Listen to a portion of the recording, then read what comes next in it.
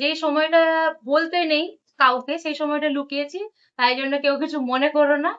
হ্যাঁ, কাকুর কাছে মা মনসাকে তো আমরা মানসিক করে দেখে নিলাম যে উনি মা আছে জাগ্রত। ভীষণ জাগ্রত। ঠিক 1.5 আছে। বছর যেটা আমি পাইনি, মানে অসম্ভব ছিল ব্যাপারটা। হ্যাঁ। ওর এখন প্রমোশন হয়েছে, ক্যাশিয়ার হয়েছে, পেমেন্ট বেড়ে গেছে। হচ্ছে আমাদের সেই হ্যাপিনেস এর 2 লাইনস। ঠিক আছে। হ্যালো, আর কেমন আছো বন্ধুরা? আশা করছি সবাই সুস্থ আর ভালো আছো। আকাশ, অর্পিতা, মিঠি আজকে তিনজনেই অনেকদিন পর তোমাদের সামনে কিছু একটা বিগ অ্যানাউন্সমেন্ট করার জন্য বসেছি। আজকের ভিডিওটা বানানোর জন্য আমরা তিনজনেই প্রচুর এক্সাইটেড। আর এই ভিডিওটা তোমরা বিশ্বাস করবে না, সেই লাস্ট ব্লগে আমি শেয়ার করেছিলাম যে একটা অ্যানাউন্সমেন্ট ভিডিও আছে। আমরা কত ভাবে যে মানে চেষ্টা করছি, বাট ভিডিওটার বানানোই হয়ে উঠছিল না। তার মাঝখানে একবার বানিয়েছিলাম, তো তোমাদের দাদা বেচারা তো আস্তে আস্তে কথা বলেছে, ফ্যানের আওয়াজে পুরো ভরে গেছে। তারপরে সেই ভিডিওটা ডিলিট করার পরে তোমার দাদা হয়ে যায় অসুস্থ। 2-3 দিন ধরে বেচারার জ্বর। আজকে একটু সুস্থ আছে, তো আমরা ভাবলাম আজকেই মানে আর মানে ভালো কাজে দেরি না, আজকে ভিডিওটা শেয়ার করি। কারণ এই ভিডিওটায় অনেকেই তোমরা ভীষণ খুশি হবে। তো চলো আসল কথা শুরু করার আগে তোমাদেরকে রিকোয়েস্ট করব, যদি তোমরা এই ভিডিওটার খবরটা শোনার পর হ্যাপি হও, তো নতুন হলে চ্যানেলটা অবশ্যই কিন্তু সাবস্ক্রাইব করে দিও। তো আজকের দিনটা বৃহস্পতিবার, আকাশে হাফ ডে থাকে, তো আজকের দিনের থেকে তো ভালো মানে আমরা পাবো না আর কি, সুযোগ পাবো না। তো আহ মানে ভিডিওটা ভিডিওটার যে মেন বিষয়বস্তু ওটা তোমাদের দাদাই বলবে। তারপর মিঠিও জয়েন করবে, কারণ আমার মানে আমি শুরু করে দিলাম, তুমি জয়েন কর, বলো। তো বন্ধুরা, অনেকদিন ধরেই ভাবছি আমরা ভিডিওটা বানাবো তোমাকে বলবো এই খবরটা এটাই হয়েছে, মানে অনেক কষ্টে এটা নেওয়া হয়েছে ডিসিশনটা। আর আমাদের ইচ্ছা ছিল অনেকদিন ধরে ইচ্ছে, তো হয়নি, হয়ে উঠতে পারেনি। তো অনেক আশা আকাঙ্ক্ষা ভগবানের কাছে প্রার্থনা করে এনাকে পাওয়া, ঠিক আছে। তো আমি এটাই বলতে চাইছি যে আমি দ্বিতীয়বার বাবা হতে চলেছি। হ্যাঁ, তোমার স্মৃতি দেখাচ্ছ, স্মৃতি শুনছে। তোমাদের দিদিও দ্বিতীয়বার মা হতে চলেছে, আর নিচে দিদি হতে চলেছে। ঠিক আছে, এটাই। তো অ্যাকচুয়ালি এই পরিকল্পনাটা আমাদের অনেক দিন ধরেই, যখন আমি বাপের বাড়িতে ছিলাম, তো আমরা ট্রাইও করেছিলাম। তো অ্যাকচুয়ালি আমার অনেক রকম প্রবলেম ছিল, এখনো আছে। তো আমি হ্যাঁ। সাকসেসফুলি হতে পারিনি। আকাশ বলবে আমার প্রবলেম গুলো। তো সারপ্রাইজলি খবরটা পাওয়া, তো অনেকেই আমি জানি তোমরা যারা আমাকে ভালোবাসো, আমাদেরকে আর কি, তো তোমরা চিন্তা বেশি করবে, কারণ আকাশের প্রিভিয়াস মেডিকেল হিস্ট্রি, যেটা ও ক্যান্সার সার্ভাইভার একজন, তোমরা যারা নতুন তাদেরকেও জানিয়ে দিই।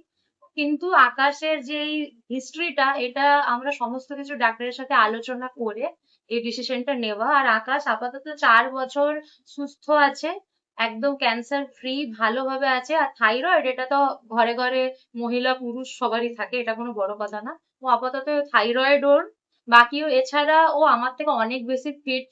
ঠিক আছে। তো আমি জানি তোমরা মানে সকলেই জানো যে এই ডিসিশনটা একটা ফিনান্সিয়াল স্টেবিলিটি কতটা দরকার, তাই না? আমি জানি এটা এটা একটা চিন্তা, আর একটা ওর হিস্ট্রিটা তোমাদের চিন্তা। হ্যাঁ, আমাদের ফিনান্সিয়াল স্টেবিলিটি নেই, কিন্তু সমস্ত পরিকল্পনাটা মিঠির উপরে চিন্তা করে। কারণ মিঠি প্রচুর পরিমাণে জিনিসটা চাইতো। তো একদিন আমরা ভাবলাম ঠিক আছে, আমাদের কিচ্ছু নেই, চাল চুলো নেই, তো যাই হোক, যে আসবে ভগবান তারটা দিয়েই পাঠাবে। ঠিক আছে, আমাদের মিঠিরও জন্য এমন কিছু হিউজ কিছু ব্যবস্থা নেই। না, আমার মনে হয় আমার সাথে ভগবান আছে, আছে। প্রথম থেকেই আছে। আর বিশেষ করে এখন তো আছে। আমি একটু হ্যাঁ, মাঝখানে হ্যাঁ। বলছি, একটা যে গুড নিউজটা যে দেবো, এটার মধ্যে কিন্তু 3 গুণ আরো গুড নিউজ তোমাদের দাদা এক্ষুনি শেয়ার করবে। মানে আমাদের এই এই নিউজটার সাথে, মানে এই যে প্রেগনেন্সি নিউজটা যে আজকে আমরা তোমাদেরকে রিভিল করলাম, তার সাথে আমরা ভাবলাম এই খবরটা দেওয়া উচিত। কিন্তু এই খবরটা ঘটে 3-4 মাস হয়ে গেছে, তো প্রচুর খুশি হবে আমি জানি। কিন্তু যখন আমরা প্রেগনেন্সি প্ল্যান করছিলাম, তখন কিন্তু এসব কিছুই ছিল না। না, আমরা এমনি ভগবান ভরসে এগিয়ে গেছিলাম। তো যাই হোক, ভগবান শুনেছে। বলো, খবরটা বলো। তো প্রেগনেন্সি চলে এসেছিল, চলে আসার সাথে সাথে আমার মাইনাও বেড়ে গেল নিজে নিজে। আমি দাঁড়াতে বলিনি বাড়িতে, মালিক মালিক নিজেই সেদে বাড়িতে। তোমাদের জানি না দাদা কেন। গোডাউনে থাকতো, এখন হ্যাঁ, সে মালিকের পাশে ক্যাশিয়ার। ওর এখন প্রমোশন হয়েছে, ক্যাশিয়ার হয়েছে, পেমেন্ট বেড়ে গেছে। অনেক হিউজ পেমেন্ট না, বাট যা ছিল তার থেকে অনেকটা বেড়েছে। ঠিক আছে, তো মালিক তো ওকে ছাড়া অন্ধ, মানে এখন পারেই না মালিক ওকে ছাড়া। যে একটা সময় ওর যোগ্যতার উপরে মানে সন্দেহ করেছিল, স্বাভাবিক সেটা। মানে হ্যাঁ, আমি এনার কাছে আগেও কাজ আগেও করেছিলাম। কাজ করেছিল। হ্যাঁ। হ্যাঁ, আগেও কাজ করেছিলাম হার্ডলি 2-3 মাসের জন্য। হুম। তো আমার আলাদা পেমেন্ট দিত তখন। তো এখন যখন নতুন ঢুকলাম ক্যান্সারের পর, ক্যান্সারের পরে, তো হ্যাঁ। তখন ওই আগের থেকেও কম পেমেন্ট দিচ্ছিল। হুম। তো আমি বললাম, দাদা আগে যে পেমেন্ট দিতে সেটাই দাও এখন। তো সে বললো যে তখন তো আর ব্যাপার আলাদা ব্যাপার ছিল। আলাদা ছিল, এখন ব্যাপার আলাদা। হ্যাঁ, তো সে নিজেই বুঝতে পারলো এখন, সে নিজেই সে আবার সেদে পেমেন্ট বলছে বাড়াবে। যে তোর পেমেন্ট তো অনেকদিন হয়ে গেছে 2 না, তুই বছর তো হয়ে ঢুকেছিস, গেছে। হ্যাঁ, তো পেমেন্টটা বাড়িয়ে দিবি। হ্যাঁ, তো আকাশ কিন্তু মিঠি ছোট থাকতো কাজ করতো ওই মালিকের কাছে, হ্যাঁ। তখন কিন্তু পেমেন্ট বরঞ্চ বেশি ছিল। ক্যান্সারের পর যখন ঢুকেছে ও সেটাই বললো, মানে পেমেন্ট প্রচুর কম ছিল। আর এই নিউজটা মানে পাওয়ার পরে পরে এই জিনিসটা হ্যাঁ, ঘটেছে, এটা কিন্তু তো আমাদের। এমন ভাবে বললো যে আপনি তো সবাইকে ডিমান্ড করে পেলেন। হ্যাঁ, হ্যাঁ। তো বলছে পারতেছে যে তুই 100 টাকা বেশি নিবি। হুম। এটাই হচ্ছিল। তো এটা আমাদের কাছে হিউজ হিউজ পরিবর্তন। আমাদের যা দিন আনি দিন খাই, মানে ও কাজে না গেলে আমাদের হাঁড়ি চড়ে না, এরকম একটা ব্যাপার। এতদিন হ্যাঁ, আমি জানি, এখন আমরা 4 জন আছি। এখন তো সে তো আছে, 4 জন আছি, 4 জনে এখন হ্যাপি ভাবেই থাকবে। হ্যাঁ। আমরা একা আছি ঠিক আছে, কিন্তু হ্যাপি করি না, কেননা আমাদের কাছে সাথে ভগবান আছে। তো একটা সময় ছিল মিঠিকে মানে বলা হতো যে তো মানে আমি, ও যখন বাপের বাড়িতে ছিল, হ্যাঁ, ওরই দিদা বা মানে আত্মীয় স্বজন আর কি, যে নাম মেনশন করা উচিত না, বলেছিল কিভাবে জানি না, বলেছিল তুই এই জন্মে আর দিদি হতে পারবি না। সেই থেকে ভাবা যে না, আমার মিঠির একাকিত্ব কাটানোর জন্য একজন থাকলে ভালো হয়। কিন্তু আমি কনসিভ করতে পারছিলাম না। আমি তো খুব কনফিডেন্ট ছিলাম যে আমি নেক্সট মান্থেই হয়তো হয়ে যাবে, কিন্তু যেরকম মিঠি এসছে আর কি আমাদের লাইফে, বাট হয়নি। তো এই করে করে প্রায় 1.5 বছর চেষ্টার পর আমার হয়নি এই জন্যই কারণ আমার এন্ডোমেট্রোসিস রয়েছে। তো আমার টিউব ব্লক ছিল, তাই জন্য হচ্ছিল না। তো তোমাদের দিদি সেই পাকুর গাছের মায়ের কাছে মানসিক রয়েছে। হ্যাঁ, কাকুর কাছে মা মনসাকে তো আমরা মানসিক করে, হ্যাঁ, দেখে নিলাম যে উনি মা আছে জাগ্রত। ভীষণ জাগ্রত। ঠিক 1.5 বছর যেটা আমি পাইনি, মানে অসম্ভব ছিল ব্যাপারটা। হ্যাঁ, আমার পুরো ইনফার্টিলিটি, সেকেন্ডারি ইনফার্টিলিটিতে আমি ভুগছিলাম। সেখানে এখনো কি তোমার থেকে দিদির অনেক অনেক ইয়ে প্রবলেম। আছে, হ্যাঁ, অনেক ফাইবার আছে, সিস্ট আছে। সেগুলো হ্যাঁ, চিন্তার কারণ নেই, কেননা ডাক্তার এখন থেকে ওষুধ দিচ্ছে। হ্যাঁ। ঠিক আছে, আমাদের এগুলো ভালো। আমার যে মেডিসিন চলছে অবস্থার বাইরের মেডিসিন। আকাশ চেষ্টা করছে ওগুলোকে মেনটেন করার, আমিও সাথ দিচ্ছি পুরো মেডিকেলটা, যাতে আমিও ওকে একটু হেল্প করতে পারি। ও তো দেখছেই পুরো। তো আমার অ্যাকচুয়ালি ফার্স্ট ট্রাইমেস্টার পেরিয়ে আমি এখন সেকেন্ড ট্রাইমেস্টারে ভালো মতো ঢুকে গেছি। তো যেই সময়টা বলতে নেই কাউকে, সেই সময়টা লুকিয়েছি, তাই জন্য কেউ কিছু মনে করো না। আমার যে টাইমটা মানে লোকে বলে যে এই সময় কাউকে শেয়ার করতে নেই, সেই সময়টায় শেয়ার করিনি। আকাশেরও এটাই মতামত ছিল, কারণ আমাদের তো খুশি সহ্য হয় না। তো এখন মোটামুটি খবরটা দেওয়ার মতো, যেটা আর লুকোনোর হুম, পসিবলও না। হ্যাঁ, আমার ইউএসজি দুটো হয়ে গেছে, ডাক্তার চেক আপ অনেকগুলো হয়ে গেছে। তো ইউএসজি তে খারাপ বলতে বেরিয়েছে আমার ইউট্রাসে ফাইব্রয়েড রয়েছে। ডাক্তার এটা নিয়ে চিন্তিত। আকাশ প্রচুর চিন্তিত। ডাক্তারের সঙ্গে সে অস্পষ্ট কথাতেও কথা বলে, যে কি হবে, মানে ডিসকাশন করে যে কি থেকে কি হবে, কি প্রবলেম হবে না হবে। তো ডাক্তারেরও একটা চিন্তা যে ফাইব্রয়েডের মধ্যে দিয়ে বেবি বার করা খুব মুশকিল, মানে হ্যাঁ। ব্লিডিং হয়ে যেতে পারে প্রচুর।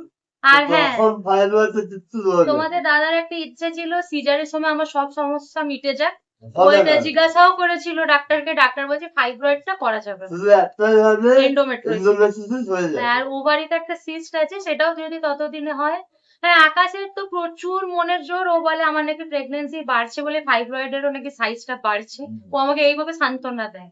আর যখনই আমি একা একা দুঃখী হয়ে যাই, আমার তো আর কেউ নেই পাশে, বলি তোমার তো ভরা সংসার, আসতে চলছে, মেয়ে আছে একটা, এত সুস্থ স্বাভাবিক ফুটফুটে মেয়ে, আরেকজন আসতে চলছে, ঘর তো প্রত্যেক ভরাই থাকবে 4 জন। আমার প্রথম থেকেই ও প্রচুর সাপোর্ট, ঘরের অনেক কাজে আমার হেল্প করে, যখন আমি ঝুঁকতে পারতাম না এন্ডোমেট্রোসিসে। আর যবে থেকে আমি কনসিভ করে যে চলছে প্রেগনেন্সি, বা এন্ডোমেট্রিওসিসের প্রবলেম তো কোথায় হারিয়েই গেছে, কোনো প্রবলেম নেই এখন। মানে ওই যে আমার যে জ্বালা পোড়া ব্যথা ছিল এন্ডোমেট্রিওসিসে, ওটা আপাতত পুরো মানে দেবে গেছে। ডাক্তার তো হ্যাঁ, প্রথমে বলেছে প্রথমে তোমরা বলেছিল যদি সেটেলমেন্ট নিতে চাও নিতে নিয়ে পারো, নাও, হ্যাঁ, হ্যাঁ, তখন তো তাহলে আমরা কোনো নিয়ে নিই। প্রবলেম হবে না। হুম। তো ডাক্তার প্রথম থেকে চেয়েছিল সেকেন্ড ইস্যু নিয়ে নাও, তো তাহলে তখন মিটির 4.5 বছর বয়স ছিল, হ্যাঁ। হ্যাঁ, কিন্তু আমরা তখন নিইনি।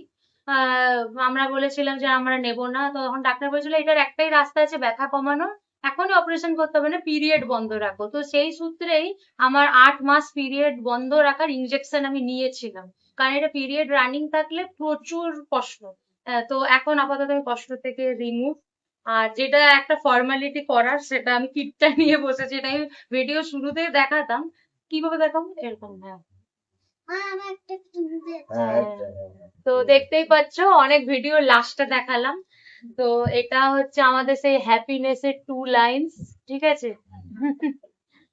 তো এগুলো কি, আমার মেডিসিন নিয়ে এসছে, দেখো দেখো, তার বাবা দামি দামি মেডিসিন তার মাকে খাওয়ায়, হ্যাঁ, রক্তের মেডিসিন। আচ্ছা, আর এটা এটা সেই দামি মেডিসিন, হ্যাঁ, বমির। না, আচ্ছা, তুমি কি বলবে বলেছিলে যে তোমরা আমাকে ভাই পুতুল কিনতে বলতে, এটা বলো, বলো তোমরা বলো। বলতে যে হ্যাঁ, প্রথম থেকে শুরু করো, হ্যাঁ। তোমরা বলতে সেটা ভাই ভাই নিজের জন্য ভাই কিনে দাও, কিন্তু আমার মা না সব না, বলতে তোমাদের শেয়ার করতাম, তোমরা বলতে ভাই প্ল্যান করতে হবে না, অনেকে বলতে একটা ওকে পুতুল কিনে দাও, ওটাই ওর ভাই, ওটা ওর অনেক দুঃখ, তোমরা আপনি কেন বলেছিলে, তো ওটাই ও বলছে। তারপরে তারপরে তারপরে মা এমন করতে দেয়নি, তাই জন্য আমাকে খুশি করানোর জন্য এন্ড্রোমেট্রিসিসের তাও ভাই নিয়েছে আমার জন্য খুশি না, করানোর জন্য। ভাই না, ভাই বোন বলতে, হ্যাঁ, ভাই বোন, হ্যাঁ, হ্যাঁ, হ্যাঁ।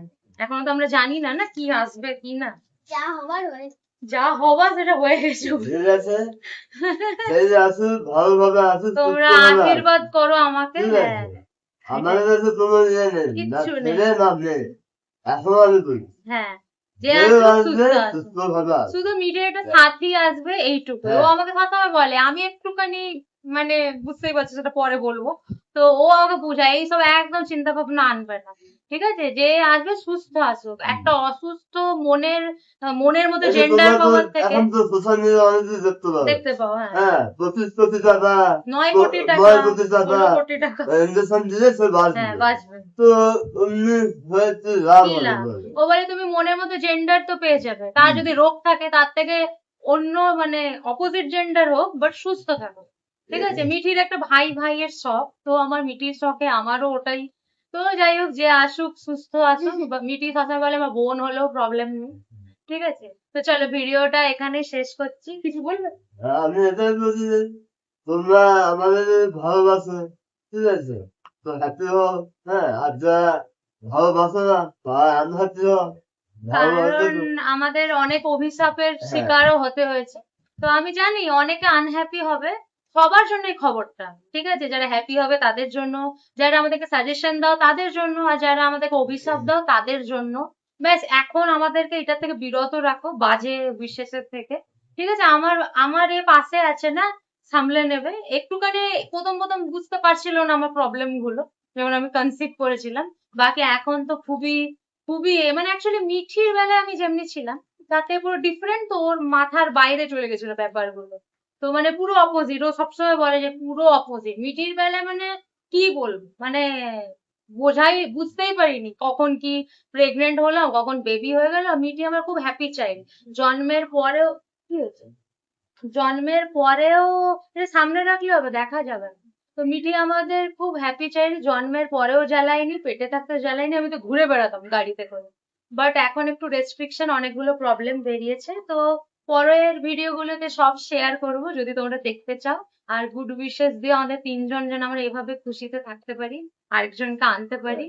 আর নতুন হলে প্লিজ চ্যানেলটা সাবস্ক্রাইব করে দিও, কারণ এখন তোমাদের সাপোর্টের আমার ভীষণ দরকার।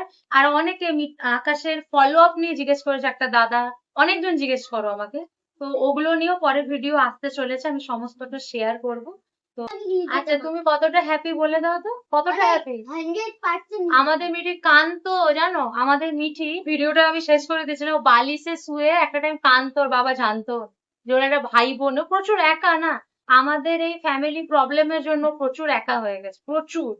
তো ভগবানকে অনেক মানসিক করে এটা পাওয়া হচ্ছিলই না। তো যাই হোক, এবার হয়তো মিঠি একটুখানি হ্যাপি থাকবে। তাও মিঠি যা যা ডিজার্ভ করে আমরা ওগুলো ওকে দিতেই পারি না ঠিকভাবে। তো মিঠি প্রচুর একা, মানে আমাদের বিভিন্ন প্রবলেমের জন্য কারো সাথ পায় না। ঠিক আছে, কি করবো, এটা ন্যাচারাল। তোমাদের যদি বাচ্চা কাচ্চা থাকে, ধরো কারো কেউ তোমাদের হিত চায় না, ভালো চায় না, তোমরা নিশ্চয়ই বাচ্চাকে তার কাছে ঠেলে পাঠাবে না, এত ভালো কেউ হয় না। আমরাও ঠিক ওরকমই। ঠিক আছে, আমাদের কেউ হিত চায় না, আমার হাজবেন্ড কে কেউ বাজে চাইছে, বাজে ব্যবহার করেছে, তারপরেও আমি তারই সন্তানকে কিভাবে ঠেলে দেবো? যতই সে আমার, এখন যদি এটা ওর মা বাবা আমার সাথে করতো, তাহলে আমি কি রিয়াক্ট করতাম? তাহলে আমি কেন, মানে আমার মা বাবা যখন ওর সাথে করেছে, আমি কেন, মানে অন্যায়টা কেন করবো, তাই না? তো আমার মিঠির প্রচুরই একার জন্য ডিসিশনটা নেওয়া, জানি না অনেকের কাছে এগুলো ইললজিক্যাল হবে, আমি জানি। যাই হোক, সবাই গুড উইশেস দিও পারলে। চলো টাটা, ভিডিওটা শেষ করছি।